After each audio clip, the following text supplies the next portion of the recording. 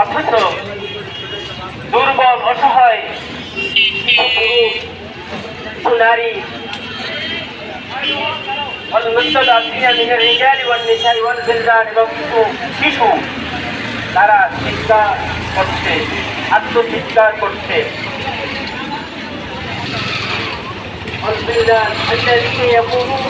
যারা বলে রব্বানা আখরিজনা মিন হাযিহিল ক্বরিয়াতি যালিমি আহলুহা, হে আমাদের রব, এই জনপদ থেকে আমাদেরকে তুমি কোথাও সরিয়ে নাও, কোথাও নিয়ে যাও। রব্বানা আখরিজনা মিন হাযিহিল ক্বরিয়াতি যালিমি আহলুহা, এখানকার অধিবাসীরা জালিম। ওয়াজআল লানা মিন লাদুনকা ওয়ালিয়্যাও ওয়াজআল লানা মিন লাদুনকা নাসীরা। তারা আরো বলে আমাদের জন্য অভিভাবক তুমি অতি দ্রুত নির্বাচিত করো এবং সাহায্যকারী পাঠিয়ে দাও।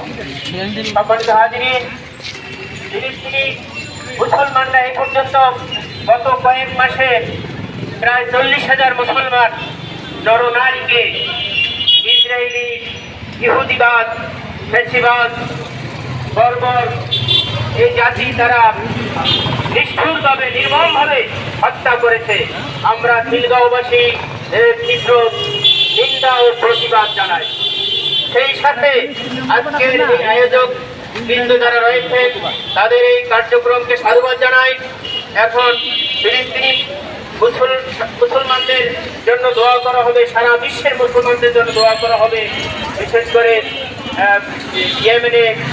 ইয়েমেনে মুসলমানরা নির্যাতিত হচ্ছেন, তারপরে মিয়ানমার সহ বিভিন্ন সিরিয়াতে বিভিন্ন দেশের মুসলমানরা নির্যাতিত হচ্ছেন, নিষ্পেষিত হচ্ছেন। তাদের সকলের জন্য দোয়া করব। সেই সাথে ফিলিস্তিনের স্বাধীনতা কামনা করছি। জাতিসংঘের মাধ্যমে, ওআইসির মাধ্যমে এ বিষয়ে হস্তক্ষেপ কামনা করছি। আমরা নির্যাতিত অসহায় ফিলিস্তিনি মুসলমানদের পাশে আছি, থাকবো। মহান আল্লাহর কাছে যেভাবে প্রার্থনা করব, সেটা আর্থিক সহযোগিতায় আমরা আগেও করেছি, আবারও প্রয়োজন হলে করব।